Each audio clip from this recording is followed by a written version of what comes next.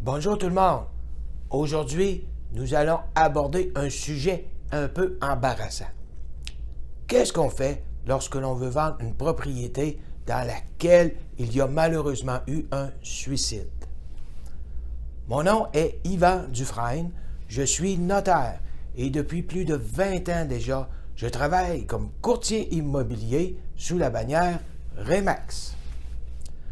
À chaque fois que je rencontre des gens pour vendre leur propriété, je suis tenu de leur poser une question qui peut être embarrassante. Y a-t-il déjà eu un suicide dans la propriété? Cette question est un incontournable. Et en 2013, un vendeur l'a appris à ses dépens en faisant face à une importante poursuite qui a été entendue devant la Cour supérieure du Québec. La trame du procès est la suivante.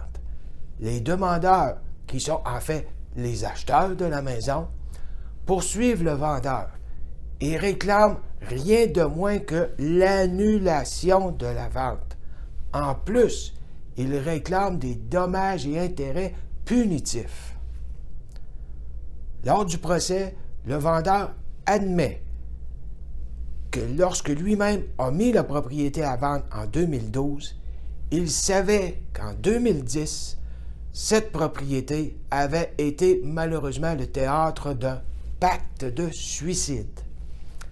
Le vendeur admet aussi qu'il n'a pas déclaré ces événements aux acheteurs.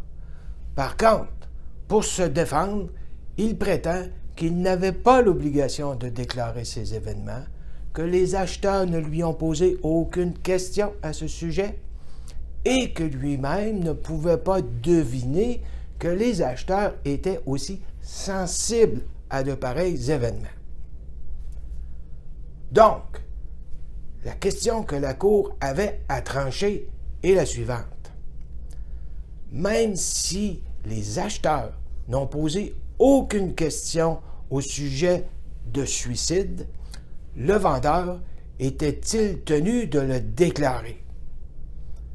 Dans notre prochaine vidéo, nous verrons ensemble un peu plus en détail les faits importants de cette affaire et nous serons à même de comprendre la décision de la Cour. D'ici là, je vous invite à consulter notre site internet susieetyvan.com. En passant, Suzy, est-ce que j'ai été bon ce coup-là?